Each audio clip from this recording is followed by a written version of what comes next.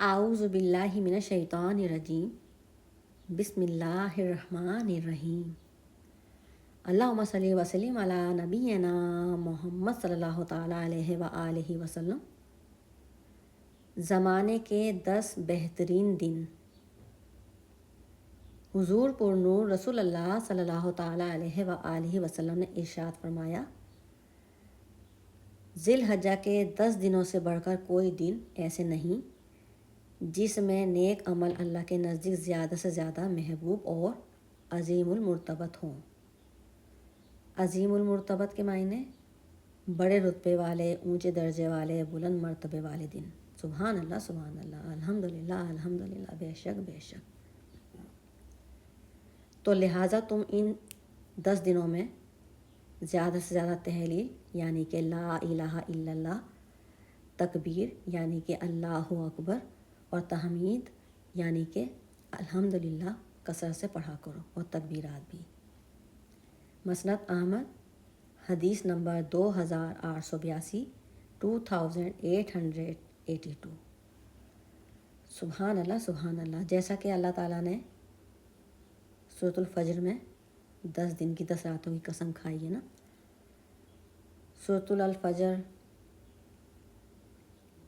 پارہ نمبر 30 میں آتی ہے، پارہ نمبر 30 میں، اما پارہ میں، اور قرآن پاک میں ترتیب کے لحاظ سے 89 نمبر پر آتی ہے، 89 نمبر پر، نمبر 22 پر، اور اس کی 30 آیتیں، 1 رکوع ہے، 30 ورس 1 رکوع۔ اور یہ سورۃ مکی ہے، مکہ مکرمہ میں نازل ہوئی تھی، اور نزول کے اعتبار سے بھی یہ 10ویں نمبر پر آتی ہے۔ سبحان اللہ، سبحان اللہ، یعنی کہ اس کا نزول 9 صورتوں کے بعد 10ویں نمبر پہ اس صورت کا نزول ہوا تھا۔ سبحان اللہ، سبحان اللہ، یعنی کہ صورت کا نزول بھی 10ویں نمبر پہ ہوا، اور حج بھی 10 دن کا ہوتا ہے، اور اللہ تعالیٰ نے سورۃ الفجر میں قسم بھی 10 راتوں کی کھائی ہے، 10 دن 10 راتوں کی کھائی ہے۔ سبحان اللہ، سبحان اللہ، اللہ کی شان۔ اب سورۃ الفجر کی پہلی اور دوسری آیت پڑھتی ہوں اردو ترجمے کے ساتھ، ورس نمبر 1 اور 2۔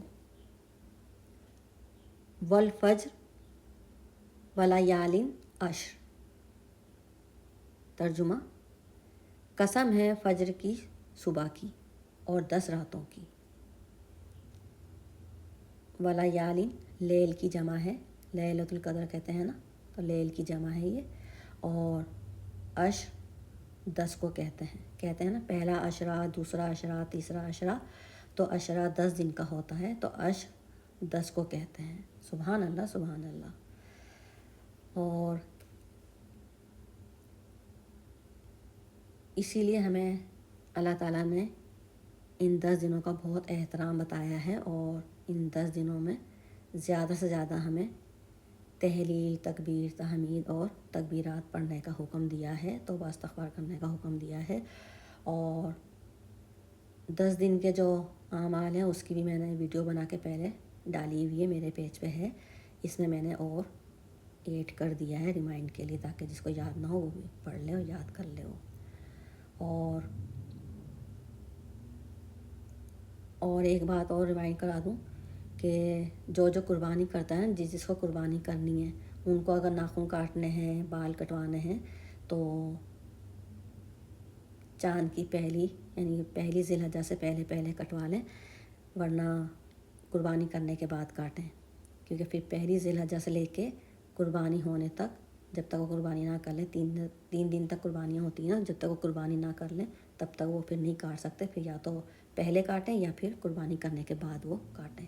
تو میں نے کہا یہ بات ریمائنڈ کرا دوں، جس کو یاد نہ ہو اس کو یاد رہے گا۔ اور ہمیں زیادہ سے زیادہ تحلیل، تکبیر، تحمید اور تکبیرات پڑھنے کی کوشش کرنی چاہیے۔ اللہ پاک ہمیں اس پہ عمل کرنے کی اور زیادہ سے زیادہ پڑھنے کی اور توبہ استغفار کرنے کی توفیق عطا فرمائے۔ آمین، اللہم آمین۔ الحمدللہ رب العالمین، والحمدللہ رب العالمین، برحمتک یا ارحم الراحمین، آمین، اللہم آمین۔ الحمدللہ، الحمدللہ۔ اللہ حافظ، وزارہ تبسم۔